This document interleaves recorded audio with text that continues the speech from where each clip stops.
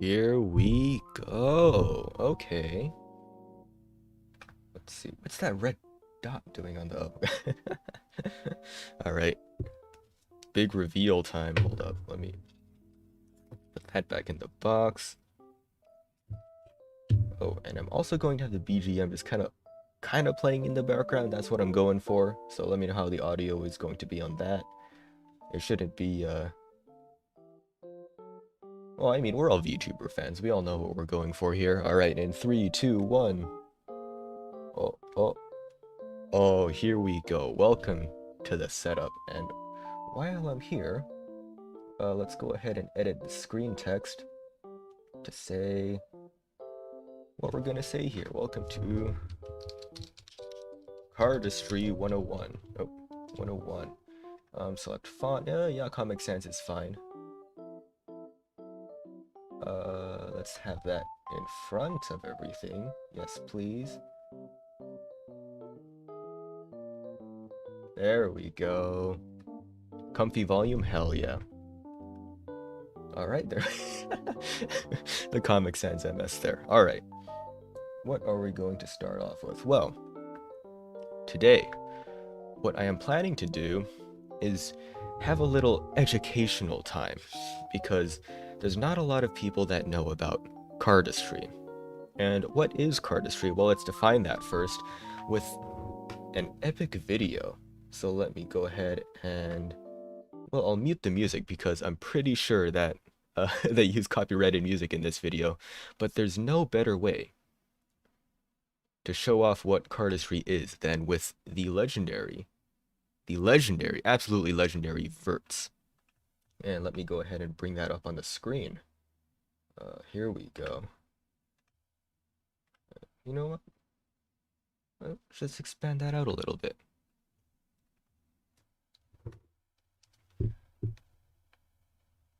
Oh, what the hell? Okay, there you go. So the verts are a group of, I believe, Singaporean cardists. And a cardist is somebody that basically just does card flourishes. Hold on, do I still have my... Don't tell me I still have my, Okay, no, I don't. I don't have my reverb still on. Good. But everything you're seeing here, you know, no CGI. This is all stuff that you can do not just with a deck of cards, but any ordinary deck of cards. Now, obviously, you can see that they're using cards that you've probably never seen before, but they are printed basically like any other deck of cards that you have seen at a Walmart or a Target or wherever you get your decks of cards from, even 7-Eleven. And these guys, I mean, look at this shit. Aerial shots floating in the air. Ooh, clean. Dribbles from a Pharaoh shuffle. Ooh. It's so inherently satisfying, not only to watch, but also to do, that I've met a good amount of people who use cardistry as a way of, they use it like how people advertised fidget spinners, except they actually use it for what fidget spinners were advertised for, which was, calming effects or whatever. If you have if you're going to rehab, I know people that have gone to rehab that have used cardistry as a way to help them, through rehab, right? And it's just so inherently satisfying to watch, perform, and experiment with, that it's become this. Well, I shouldn't say. Well, I guess I should say it's worldwide, because there are people literally all over the world that are part of the cardistry community, and this stream today is here to, I guess, go over some of the lesser known, the lesser known art of cardistry. And just watching this video, of course, these guys are some of the best, but I mean, look. Like, to have that amount of control over just one deck of cards is astounding. Now, this video here was made in 2017, and in, oh god, 7, 8, 9, 10, 11, 12, and in 5 years, we have an amazing, just, generation of younger cardists that are taking this. Like, if you thought this was amazing, imagine this, but, like, cranked up to 11. Now, I'm still stuck at level 2 if I'm talking about level 11. But we're going to go over some of the more basic stuff, where it came from, because it really is interesting. And it has, its roots in magic and gambling. And what's up, Robert? What's up, Robert? Good to see you here as well. We got a Pamphlet gang going. All right. Let me go ahead and get rid of that screen. And today's deck of cards will be the Bicycle TCC Rainbow playing cards. Now, it really is just a regular bicycle deck, except every card is just a slightly different shade of whatever color. And I think it really makes for a really, really just pretty anything. Anything you do with this deck of cards is going to look spicy. Now, let's start from the very, very beginning. And that actually starts, see, I did my research on this. I did a presentation on this once, and now I'm doing it here for all of you. It starts with the expert at the card table. And I believe, well, I'm not going to go through it, but there is a reference here to a Charlier cut. And let me show you exactly what that looks like. It is cardistry in its most basic form. And that's all it is. It's a trick to cut the deck, where a regular cut would be like this. A trick to cut the deck with one hand. And the way that's done is by holding it in this kind of straddling grip. The thumb holds the edge of the deck right here. Lets go of about half the cards. The pointer finger comes to the bottom, levers it upwards, and right here you can tell that I'm basically letting gravity take control of everything, and the cut is complete. Now, this was, Charlier, I think, was like a French, like, they didn't even call them magicians at the time. They called them conjurers, illusionists. Well, we call them illusionists still, but conjuring, And the Charlier cut was really kind of the first, cool thing. Now, of course, we did have card shuffles, which are also a big part of cardistry. And this is the In the Hands Ripple Shuffle, which is a variation, obviously, based off of the shuffle on a table, which is like this. And then you just squeeze the decks together. Oh. Now, I don't really have a card mat here, so it's a little different. So one more time, that's the, so satisfying, In the Hands Riffle Shuffle and the Charlier cut. Now those I think are two of the, I guess, basic cardistry moves, card flourishes. Now you also have fans. You also have card fans. If you see magicians on TV, they always like to do fancy stuff like this, right? And this stuff was also pretty old. The pressure fan, the thumb fan, which I actually can't do. What about the one-handed fan? Yeah, like that. And for a long time, for I think up until like the 90s or 80s, that was all there was. You know, if you did card flourishing, you were stuck with, you know, maybe a fancy cut or two, maybe, you know, the card fan, a shuffle, but that was about it. It was more of a little thing that you do in the middle of your magic tricks than anything else. You know, you do a little card change, right? You have somebody select a card by fanning out the deck like this, and they take out a card, which I do personally. And then the game changed. The game changed when the Sybil cut was introduced. And this, actually, I think the Sybil cut was in the video, if I can bring that back. Here we go, here we go. Let me bring this back up. Oh, I forgot I had the desktop audio muted. RIP BGM. Okay, well, let me turn it back off again, just because, you know, copyright music. But this. So, with two hands, you're splitting the deck into several packets. And at the time, this was absolutely crazy. And let's see, I think it goes like this. And then he splits the deck into like 5 packets in total. So this is the Sybil cut, and the crazy thing about it is that the entire deck stays in the exact same order. Let me show you what that is. All right, so at the top we have the pink, 10 of spades, and at the bottom we have the orange 9 of spades. So, with the Sybil cut, everything stays in the exact same order. And that's really cool. Hey, what's up, Demolisher? Oh, we got a good amount of people in here. What's up, what's up? So, with the Sybil cut, that basically introduced everybody to, like, wait, hold on. If I do the Sybil cut, right, and then I have 4 packets to move around in any way I want. I can extend this left packet, extend this one out to get a really, really big display here. And there were people like Jaspis, I believe, who realized, hey, you know what? I can take this packet, spin it around to get this really cool spinning effect, and also finish the cut like this. And from there, you know, cardistry exploded. And I'd say about 2016-ish is when we had just an influx of, on the internet especially, just crazy cardistry stuff. And you might have seen me doing some of it just absent-mindedly on the absent-mindedly here on camera, like I do the scissor cut here. What else? There's a revolution cut. A lot of these are one-handed that I do just because, you know, they're one-handed. You can, with your right hand, I can be checking my phone, just practicing. And this is some of my favorite stuff. Let's do a one-hand shuffle. Let's see if I can get it on camera. Yeah, there we go. There we go. Oh, isn't that beautiful with all the the rainbow cards?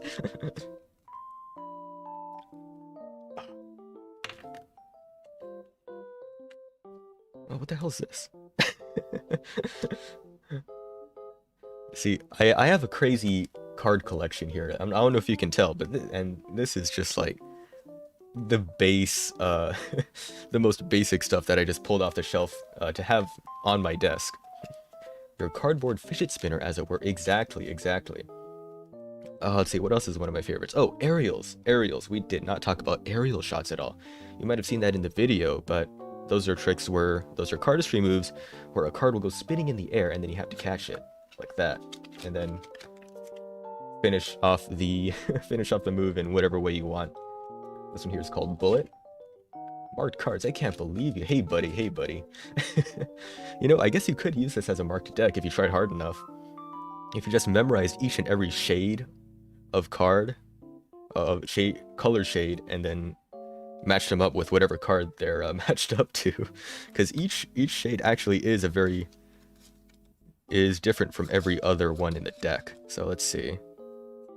Like all the purples are slightly different. So if you've got a good eye, you can probably tell. So let's say, what about, let's use the 10 of clubs here. 10 of clubs here. Right, I'm gonna turn it into the 9 of spades. There you go. Let's see, where's the... I had a card that was turned over. There we go.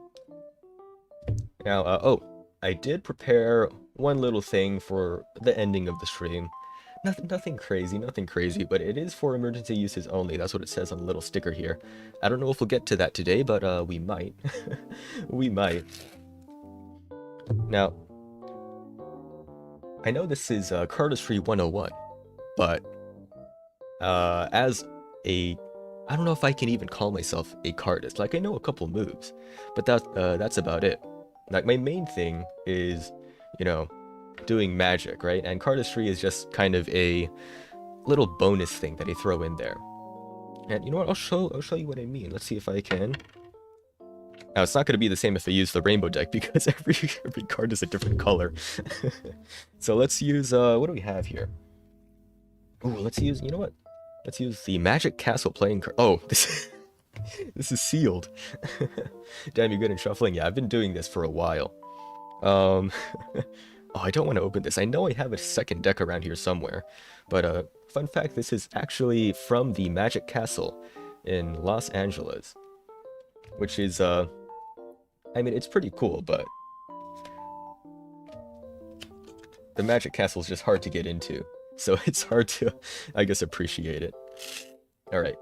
Instead, we're using today's magic deck of cards is going to be the Metal Gear Solid playing cards, which are from Fangamer.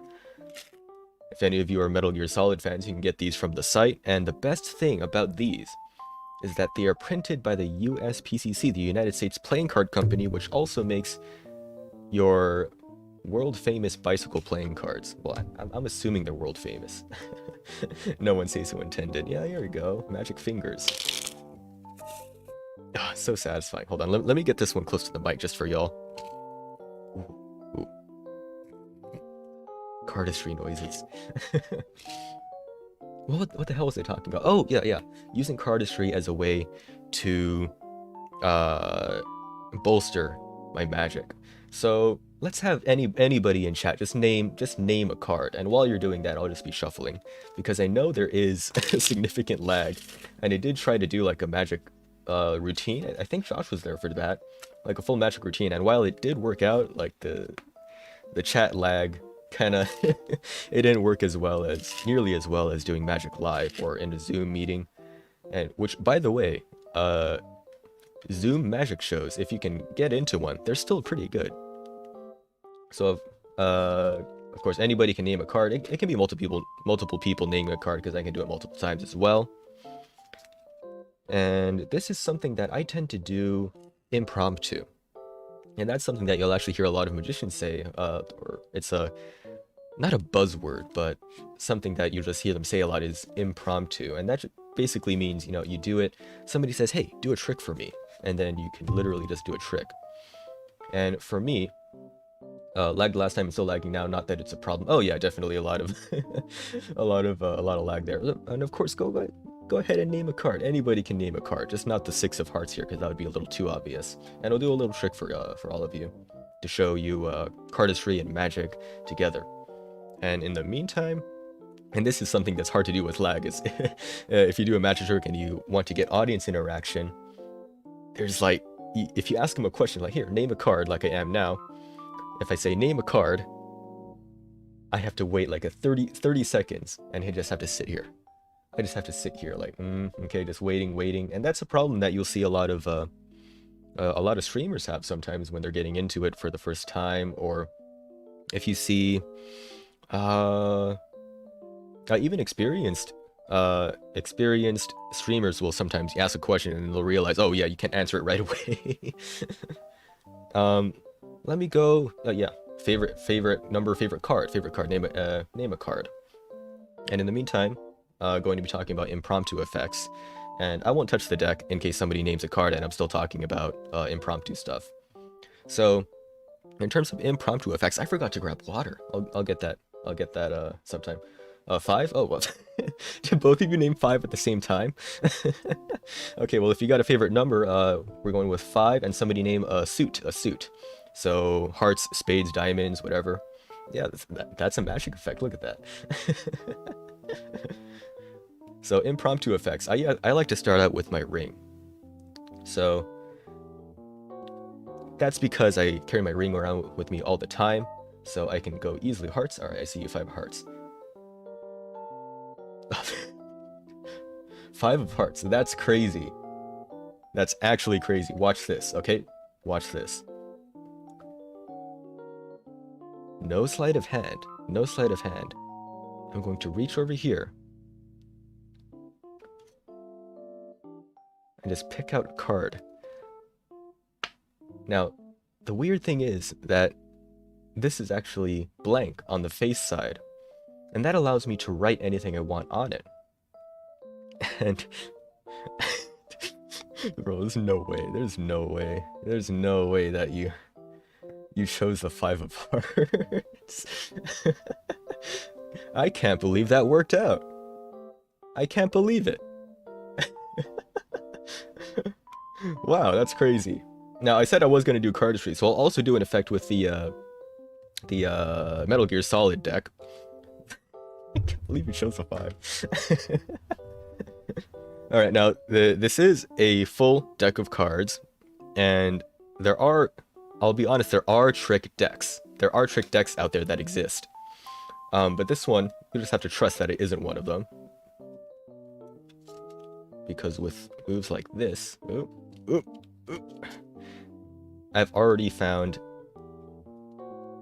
the 5 of hearts, and I believe it's right there. Ooh, nice. Okay. Lind read your 1 brain cell. It's okay. It's okay. It takes 0 to do these tricks, honestly.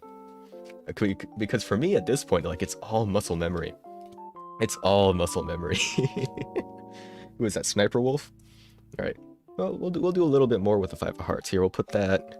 No, we'll put that closer to the middle of the deck. Middle of the deck, and snap my fingers. Check this out. Ooh, jumps right back to the top. I'll do it real slow this time. Real slow. Goes into the center. You can see that it goes into the center. I push it in, but I won't push it in all the way. So now we know we have a new top card. That's the 3 of hearts with Psycho Mantis. All right, and now the 5 of hearts gets pushed in. I don't know if you even caught that sleight of hand there, but now the second card from the top is Psycho Mantis 3 of hearts, which means that the top card has to be the 5. And that is, of course, from a shuffled large pip deck on the Metal Gear Solid playing cards. It's just like one of those Japanese animes, or was it one of my Japanese animes? Oh, I'll be honest, I haven't actually played any Metal Gear Solids. But oh, hi, I watched it in slow motion and still didn't catch it. You know what? Let's do something just for y'all.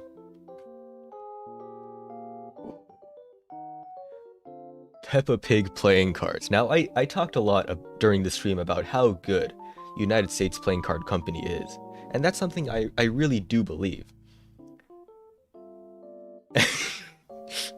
I bought this at, I don't know if you all have this in wherever you are, but a Five Below, you know, dollar store quality. And trust me when I say that these are terrible. And this is a PSA to all of you that if you want to get into cardistry, you do not have to use a fancy, you know, $11 Magic Castle deck. You don't have to use the most rainbow deck of cards in existence. You can do this with literally anything you have. Alright? Cardistry Showcase. Can't say they've got a walk dog, just wanted to pop in. Well, thank you for popping in. It's really nice to see you and all the, with all the employees here. Alright. Cardistry Showcase with the Peppa Pig playing cards. Printed on terrible, terrible paper. Charlier cut. Scissor cut. Revolution cut. Oh, what is this one called? The flippy floppy move. I've forgotten what the names of these moves were. Bullet. And you know what? Let's do something. I've never tried this before. Let's try the one-handed shuffle with the Peppa Pig playing cards.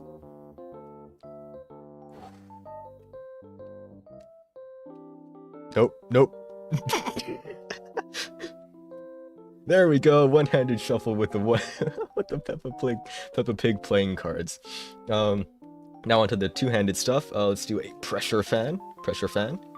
Let's do a dribble. Nice, nice, nice. Let's try the riffle fan. Ooh, that one looked great on camera. God damn, I wasn't expecting that. What else can we do? Oh, obviously the Sybil cut, the 4-packet Sybil. Let's do the worm. Oh, here we go. Ooh. Ooh. Isn't this powerful? I can actually connect this to my chin. Obviously, you won't be able to see it. Oh, there we go. Just watching my camera to make sure I don't reveal the face. I mean, most of y'all have seen part of my face already. You know, the only reason why I'm VTubing, well, I guess there's two. One is so that I can pick my nose without anybody knowing. Well, I guess you'd see it now. That's a joke one, but the real reason is that my skin is bad. I have terrible like skincare. So, you know, you can just fix that easily with a VTuber avatar. So now y'all know that's the Lindalore. Oh, Lindalore. Oh, that's good. Now, what other spicy moves can I do with the Peppa Pig deck? Oh, let's do the Jaspis cut. Oh, y'all ain't ready for the Jaspis cut. Ooh. Well, I dropped one, but it's okay. Now, all of these are, you know, if they're possible on the Peppa Pig deck, it's possible for you. And if you want to do something that'll easily impress anybody, I think the Charlier cut is just a really easy way to do that. So if you walk away from the stream thinking that it's cool and you want to do this, I recommend just going on YouTube, search up a Charlier cut tutorial. That's spelled a Charlie with an R at the end. Charlier, it's French or something like that. Just like that, and it'll take you, I think, maybe it's got to be at most like 15 minutes for you to learn this, assuming that you find a decent tutorial. And if you're on YouTube, I mean, if it's the first one, it's probably gonna be all right.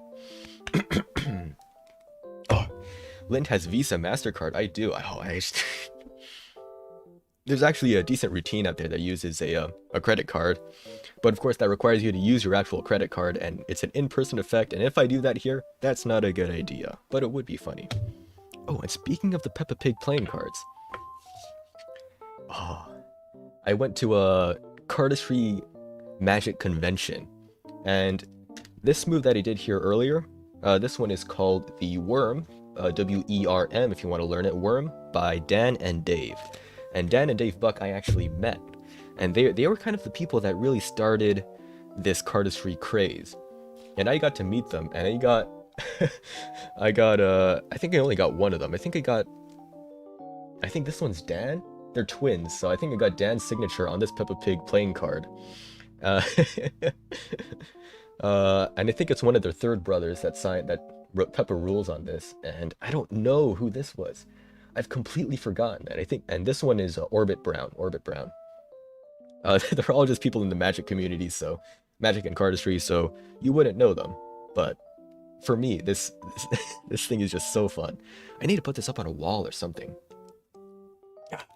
We'd never steal the funny numbers off your credit card. We're trustworthy. Oh. Let's see. What else do we have here? Oh, how could I have forgotten? Bicycle mini deck. Now, for a size comparison, if I can do cardistry with a Peppa Pig playing card deck, can I also do it with the mini deck? Now, this is an actual mini deck of cards, completely usable. It feels terrible in the hands because my muscle memory is telling me that the cards should be about this size, but they're about this size. Alright, this is for y'all. Cardistry. Ooh, y'all, did you hear that? Cardistry with a mini deck of cards.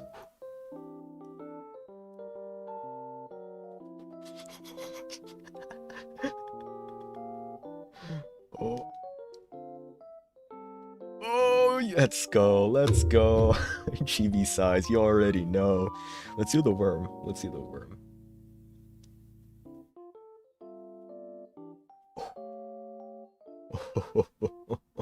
Oh, oh, oh. I actually do. I'm actually going to you know, I think most of you know I live in Southern California. I'm going to USC later later tonight for a their magic like club kind of gathering. I don't actually go there, but I got invited. So so I just show up and hang out. I'm looking forward to that. And that's actually the reason why I'm streaming. That's part of the reason why I'm streaming this today is because I do have a magic trick that I want to test out before I go and, you know, get the club's opinion on it. And that actually involves the emergency card here. Though I do want to save that for the end of the end of the stream, because if I do this, like if it works, it'll be I think it'll be so cool that, like, you know, I wouldn't be able to stream after that. Like if you do something that's just so, you know, impossible, so entertaining, like within a short period of time, if you do something afterwards, it's going to make it just seem like, oh, I mean, yeah, sure, that happened, or it can't be beat by that one thing that you did earlier. And that's something that not only applies to magic, but just if you're just life, honestly. Save the best for last. Make your what's it? Put all of your weaker stuff first. Now, obviously, that has limitations. And let's get out the Final Fantasy VI playing cards out to do some more card stuff. There we go. Oh, nice. Don't forget the subliminal messaging to turn them all into Pamploies. Hey man, hey man. Well, actually, I am wearing the Ilya Kushinov. This is kind of a weeb shirt, I guess. So if anybody else is a weeb, I'll be able to. Oh god. Okay. Speaking of weeb and cards. See, this is how my desk gets messy. I'm being relatively conscious about putting stuff away where they belong, but when I'm just using my desk, like when I'm just at my computer creating, you know, the Vroid models or whatever, I always have cards out, right? And I'm just, you know, clicking away. All right, gotta give Akka her face or whatever. I put the cards down, right? I'll get up, I'll get over to my I'll just be on my bed or something. I'll get another deck of cards out, and I'll be messing with that, and then I'll go back to my desk and put these cards down too, and then realize, oh, I have 2 decks of cards on my desk now, and now I have to put that away, but I'm too lazy because I'm already working on something else, and oh my god. So so let me be conscious about putting things back where they belong. Oh, speaking of putting things back where they belong, really quickly, you know, if I try to put my ring, like if I try to where should I put it? Put it over here, right? It ends up right back on my finger. Isn't that crazy? And hell, even if I try to just literally throw my ring out into the distance over there, it's gonna be 1, 2. It wasn't even 1, 2, 3. It just ended up back on my finger. And even if I try to put it on a different finger, just like this, you can see that it actually could come right off. And that's the ring routine. Okay. No, back to this. I was talking about weebs and cards. Oh, I think I showed this off a little bit, I think, one of my earlier streams, and I think Josh might recognize this. First off, these are printed by the United States Playing Card Company. And you should know that because of their bicycle playing cards, they have some prestige, right? They'll print cards, but they won't just print anything. You know, they have to be, you know, they have to have a market, you know, they have to more or less be agreeable with the United States Playing Card Company name, right? Gilded edges, golden gilded edges. Oh, look how beautiful that is. Golden gilded edges of just really nice back design. And I might have to change the camera focus for this one, but it'll be worth it. configure video. I turn this around.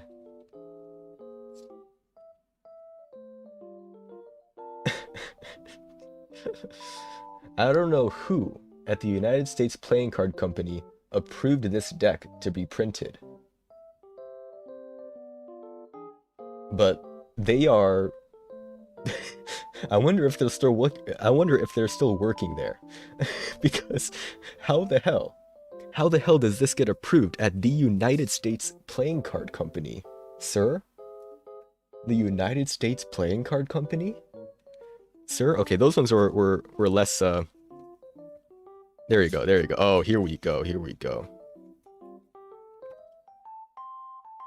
Sir? How? And if you want the sauce, if you want the artist who drew these cards, it is Linus, that is Lynus on Twitter. And trust me, if you go there, you'll know exactly what I'm talking about when I say, how the hell did USPCC approve this deck? And let me be very clear, I saw this on Kickstarter, and I saw that it was being printed by USPCC, and I went, no way is this a real deck of cards that I am going to be able to buy.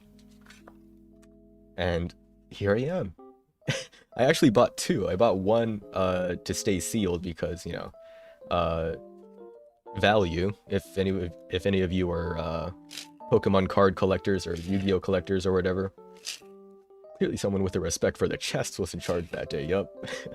I actually got Linus themselves to respond to me after I recorded a short video with doing cardistry with these cards. I should probably do another one, because when I recorded it, it was with my phone up against, you know, just up against my my screen, because I didn't have a webcam at that time, and you know, the video was all crappy and I was going all over the place.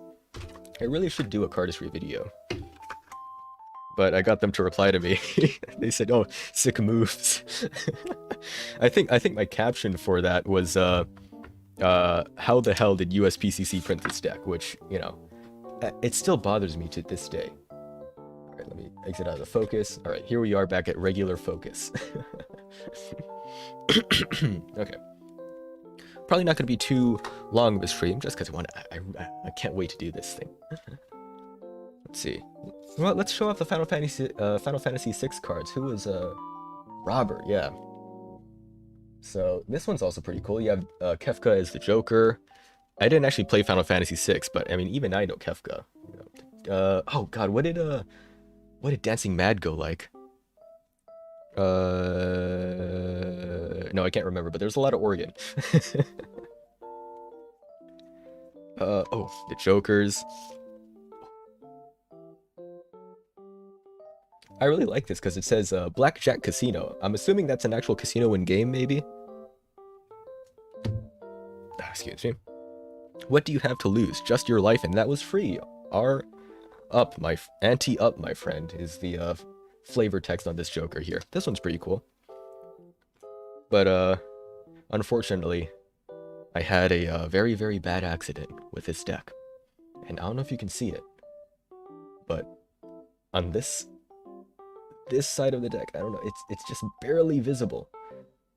But there's a black lion on one of the cards. Now, if one of you ever decides to spend, you know, $10 on a deck of cards for you to use, just remember to never get your cards wet, because all it takes is one little droplet for your cards to become darkened and nasty, and they can peel. And the reason why that happens is because all good playing cards are actually made out of 3 layers. There's one just layer of paper, right? One layer of paper, pretty simple. Another on the back, and in the middle is actually a black or blue core. And the reason why that's there is so that if you bring your card up to the light, you won't be able to see through it. And that's a problem that you had, or that people had when playing cards, I guess, were first introduced. So that means that if you get the cards wet, that black core will actually spread out to the edges of the deck. Now, if you're a cheater like me, you can actually use that to your advantage by maybe getting one card just slightly wet so you get that black line. And that way, whenever you have the deck in your hands, you can just take a look at where that line is, and you know exactly where that Jack of Hearts is. Guess it's Supernova on the deck by accident, huh? Yeah. Or, well, one card. And speaking of cards that I've gotten, decks of cards that I've gotten wet that I regret getting wet. This one brings me immense pain. Also printed by the United States Playing Card Company, it feels absolutely great. The Legend of Zelda deck of playing cards. And I don't know if you can tell, but these cards are actually slightly shiny. Yeah, that's right. They actually used gold foil on the backs here. And you can get these, I believe, at Fangamer. Let's do a nice little Pharaoh shuffle for y'all with the Zelda cards. Oh, let's do it in the left hand. Let's mix it up a bit. Ooh. And these are real nice, real nice.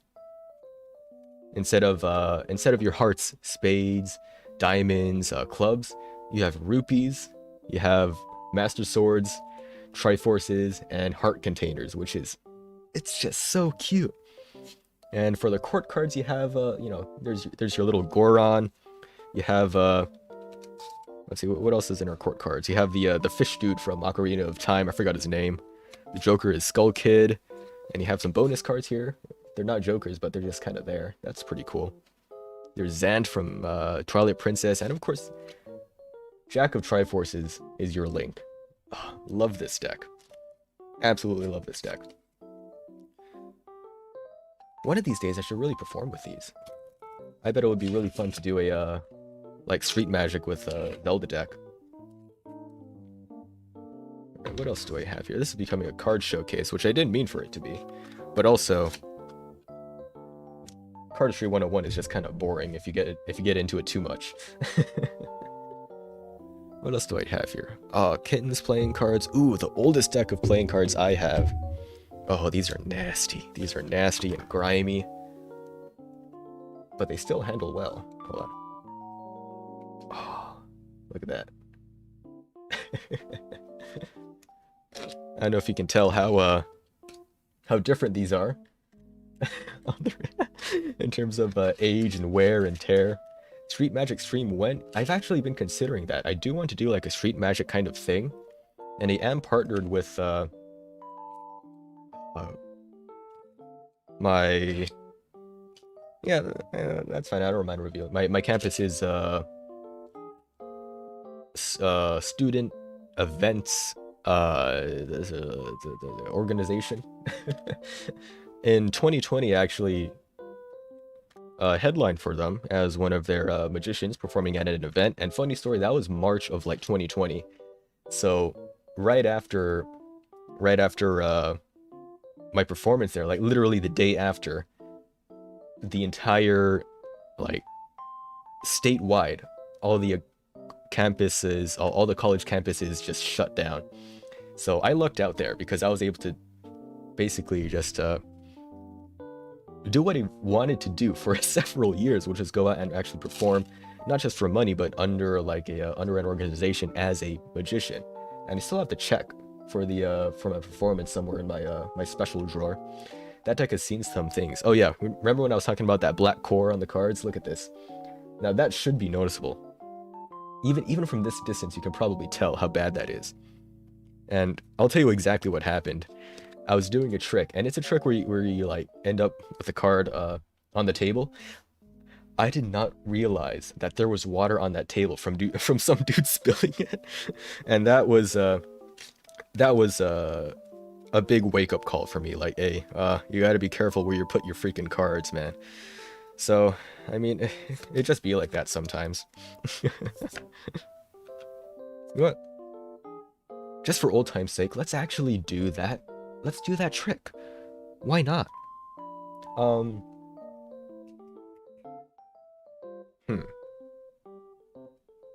let's see, how do I adapt this to somebody name a card, somebody name a card, and while you think of that, I'm going to think about how to do the second phase of the trick.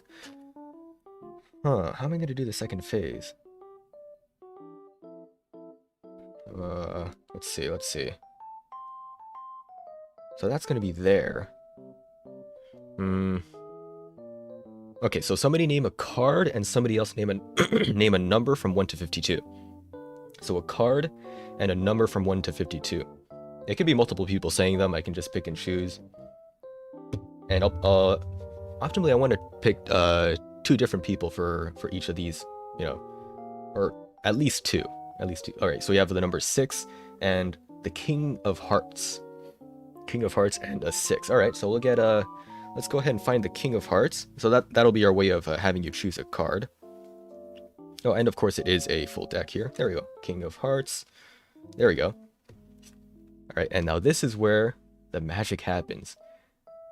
Let's watch closely. King of Hearts goes on top of the deck. I complete the cut, and the magic is done. Here, I'll show you.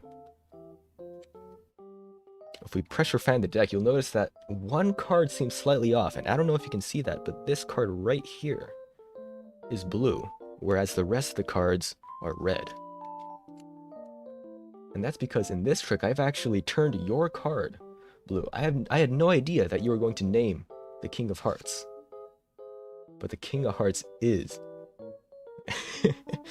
the one that I turned blue. It's crazy, isn't it? Here. And the reason why I had somebody name a number was actually so that I could do this next part of the trick. It's another way of having somebody select a card. So 6, we'll do 1, 2, 3, 4, 5, 6. Now here's the crazy thing, right?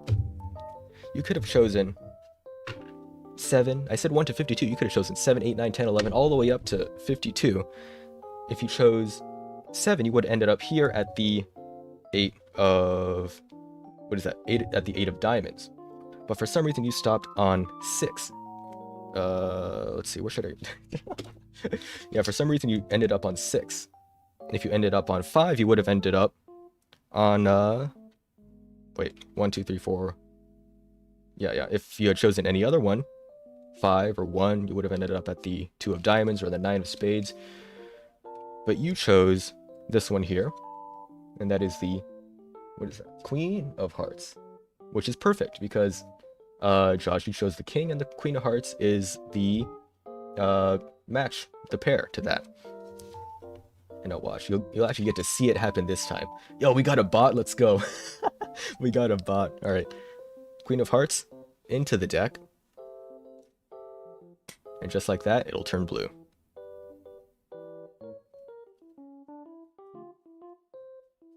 Oh, that's weird. Oh no, I didn't mess up. I'm sorry. I didn't mess up. I didn't mess up. Your card did turn blue. It did turn blue. Because we do have one blue card here on the table. And that's the Queen of Hearts. So that's the trick I did. I might have flubbed it because I made up that second part like on the fly. So I don't know if y'all caught that, but hopefully you didn't. Just don't roll back the tape. Don't go back and try to reverse engineer the trick. Though I guess if you did, then it would be acceptable for you to perform it, because that shows at least that you have a desire to perform. And that's actually something that is a tough thing to talk about, which is exposure of magic on the internet. Like I could teach you some David Blaine secrets.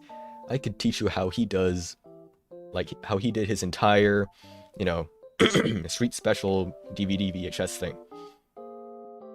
And nobody can stop me because these secrets are technically 100 years old, but ethically it's just not good. So, yeah, that's an entire other thing that we won't get into. So did that work out for y'all? I can't actually tell, and it'll probably be a solid minute before I get responses. But was that a decent trick? Did it make sense at least? Cause it's a little hard to tell based on reaction if you can't get the reactions in time. And that's why for the first trick I did, I made sure it was foolproof, the one that that Pam was here for. And I was looking right at the camera, my second monitor over here, just making sure it was good. Because for this one, I was like, okay, put that there. Was a cool trick, and my brain hurts much trying to comprehend. Okay, to comprehend. Okay, good. Oh man. Let me give my brain a rest, because I was working at overtime. My brain was. You know what? We'll talk about that as well. Is outs. And I actually had somebody ask me this pretty recently during a class, and they were like, "What happens when you mess up a trick?" So let me teach you one of the. Let's teach all of you just a really basic magic trick. And this is something that you can do if you have a deck of cards. Go ahead and grab it within the 30 seconds of lag that we have, or you can take notes. This is the pick a card, put the card back, cut the deck, and I find your card trick. It's pretty basic, and it all starts with somebody else selecting a card. Now, since it's a tutorial, I won't actually ask for anybody to do it. So let's just say you chose the, somebody chose the 5 of hearts here. 5 of hearts. That wasn't part of the trick, don't worry. Me guessing the card from the order. 5 of hearts, and they put it on top of the deck. And now you, as the performer, just cut the deck like this. A complete cut. You never see the card. And that's it. And as you look through the deck, you can find the exact card that they chose. 5 hearts. Now let's say... Now, since I know what the card was, it wasn't... it didn't make too much sense. So let me actually here. I'll look away. You just have to trust that I'm looking away. I'll just pick a random card, right? Whatever this card is, I put it on the top, and I haven't seen the card. Now you can see because of my avatar, I'm looking back. And now I can just put this packet right on top, right? I haven't seen the card at all. And I can look through and find this should be the card. This should be the card that you guys just saw. All right. Now that is the key card principle. And in a nutshell, what happens is that after the other person puts their card on top of the deck, when you cut, you just take a look at this card over here, which is what in this case the 6 of spades. You put that on top, and all you have to remember is the 6 of spades. So as you look through the deck, you look for the 6, and then you know that since the 6 went right on top of their card, that's the one that that's what their card is. Now let's say in the worst case scenario, because we are going to be talking, I did want to talk about what happens when you flub a trick. Let's say that this is their card, right? Let's say it's the queen of clubs, and over here we have the 9 of hearts. But let's say that somehow, for some reason, your mind just goes blank. You have no idea what the card was, or hell, let's say you drop all the cards, and all the cards are now shuffled, and now they're looking at you like, okay, well, what's my card? And you realize, God, I have no idea how to find it. You just ask them what the card is. What's your card again? 9 of hearts? Okay. That's fine. And I like to be real. I like to say, okay, you know what? I totally forgot what your card was, but that's okay. We're gonna find it in a, we'll find it in hopefully what's a more entertaining way for you. And now I'm not gonna teach this, but if I wanted to find that lost 9 of hearts, it would have been cooler if I caught it. It would have been cooler if I caught it. Let's see. Can I do the can you do the diagonal palm shift? I don't know if I'd be able to. Oh, I'm just minding my camera angle so hard right now. Okay, let's try that again. I want to catch it. Okay. I blame the deck. I blame I blame the crap quality deck, the one that's been used since like the 700 BC. Now there are other ways to do it. Was like what I showed you guys before when I did the little cut here. There you go, Knight of Hearts. As long as you can control the card, it'll be fine. Let's see. But going back to that trick that I showed you guys, which is the key card principle, you could just go out and find their card like this and just show it to them, but I think it's more fun to mix it up a little bit. Say that say that you have the card over here, right? And you say, okay, this is your card, right? And I know, and then you just put it back on the deck, and you say, all right, I'm going to show you the card that's yours. You show them this, and they're like, oh, that's not my card, right? And trust me, whenever you mess up a trick, people are like, oh, especially if you're not used to it. The only time where that doesn't happen is if you've been doing tricks for a while, or if you're known as the magician, right? But this will be perfect for anybody that doesn't do magic, which should be all of you guys. All right, and now all I did here was, after I actually did find their card, I just put it right behind the bottom card of the deck. So you just say, all right, I think I know exactly what your card is, and then you just kind of stick it in there. And then you just show them the bottom card. And as they're roasting you for your lack of skill in magic, you deal that bottom card down and say, you know what, fine. What was your card? The, what was it? Well, the Jack of Clubs? Here, turn the card over. And then it's the Jack. Now, this uses a really old principle called the glide. And my source for this is Mark Wilson's Encyclopedia of Magic, highly recommended book. And all the glide is that when you turn the deck face down, you just push the bottom card away like this, which is invisible once you do here. Which is invisible once you turn the deck over, and that means you can actually access the Jack of Clubs just by sliding this out. And there you go. There's your baby's first card switch. So if y'all want to do this trick and send me your progress reports, that would be really cool. So one more time to run through the trick. Somebody selects a card. What is that? King of Spades. Perfect. Now I'm going to just cut the deck, and as you note the 7 of Hearts, or the bottom card, put that there. All right. Now I'm going to find your card. And then you go through the deck looking for your key card, which in my case was the 7 of Hearts. And now I know that their card was the King. I take out the King. I found your card. I think this is it. And as I say that, I just put this behind the bottom card there. Now, obviously with angles, you have the top-down view, but if it's the front view, it'll look more like this. It's weird angles here, but there you go. So from here, you can't tell that it's actually not at the bottom. So there you go. Now, obviously, they don't see this part. I found your card. Is it the Ace of Spades? No, it's not the Ace of Spades. Well, what was your card then? What was your card? Oh, it was the King of Clubs. All right, or King of Spades. And that's the trick. So hopefully, somebody can get some kick out of that, because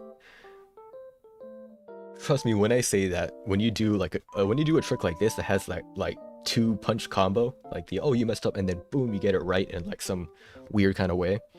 It's that like element of surprise that really gets people to remember, that you did a trick or something. And for me, I have something a little different that people remember me for, even though it's not even my it's not even like my best trick. And it's the card to mouth. Now, I won't be able to actually do the full card to mouth routine just because it will require me with my mouth. But let's say we have that Nine of Hearts there.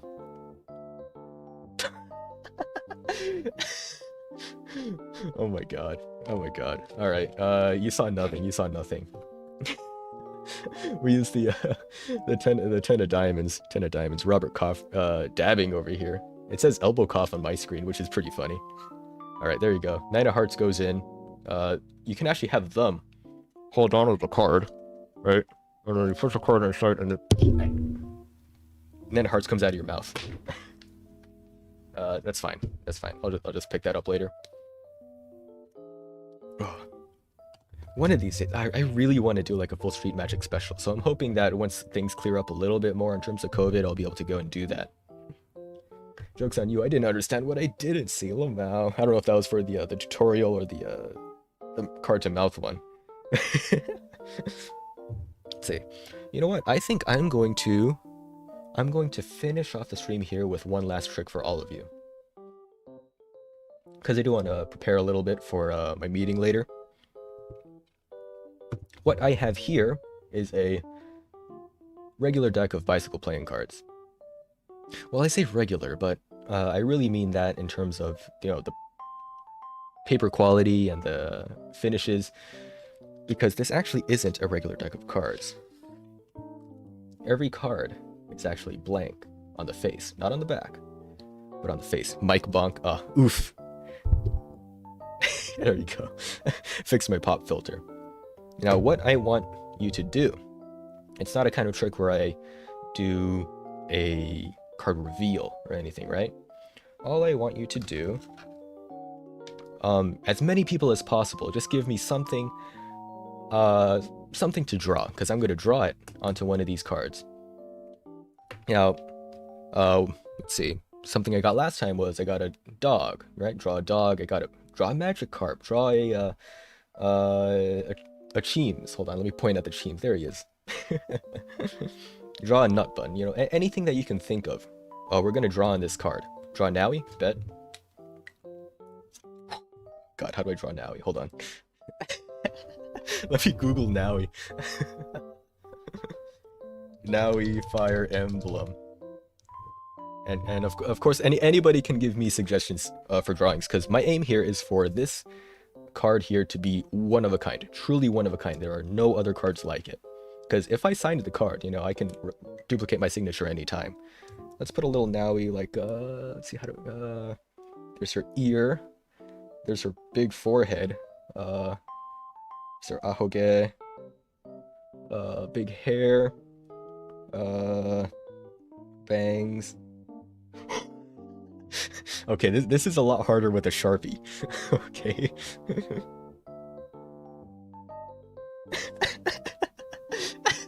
There's her Nowie. Well, now she has like a tiara kind of thing going on. All right, come on. Somebody else give me a thing to draw. We got to have some more stuff here. While I'm at it, I'm just gonna draw. I'll draw a Magikarp.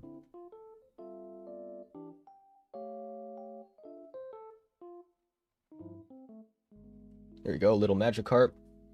You know what?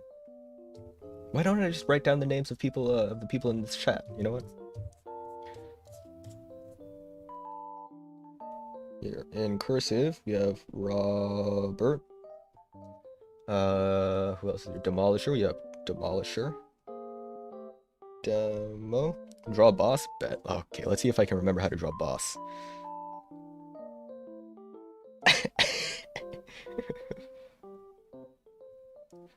Okay, her hair goes like that, and then she has the game controller. Oh, I didn't make this big enough.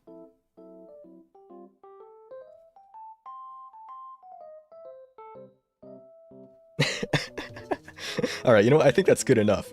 Can we all agree? Can we all agree that this is a one-of-a-kind card? Hold on.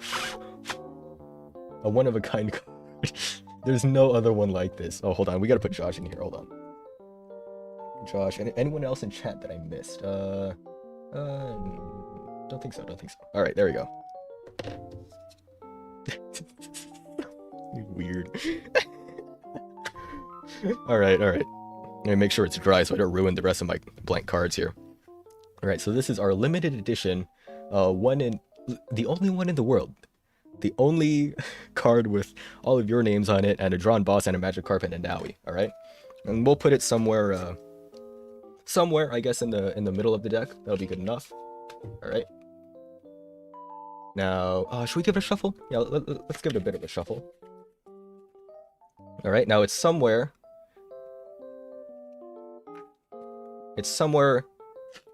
inside this this deck here. You missed the bot. Oh, I'm not gonna put the bot in there. Here, we'll give the.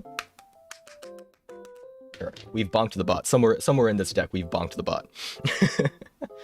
Now, I think we've done some things this stream that were pretty cool. Pretty cool. If I were a little generous toward myself, I would say that they're amazing. But for the end of this stream, for all of you in here, I don't want to leave you off with just amazing. I want to leave you with something impossible.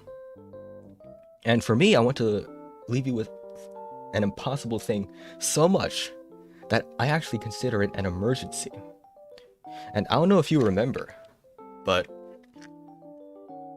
we have one card stuck inside of a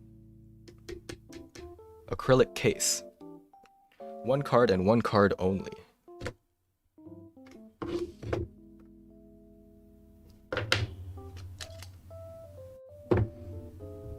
And I don't know if you can see that,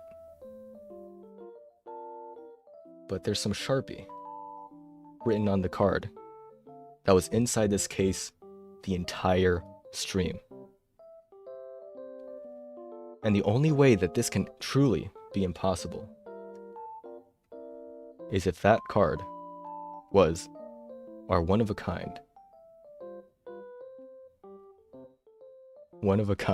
bicycle playing card, blank, with the drawing of Boss, Nowie, a Magikarp, and all of your names in it.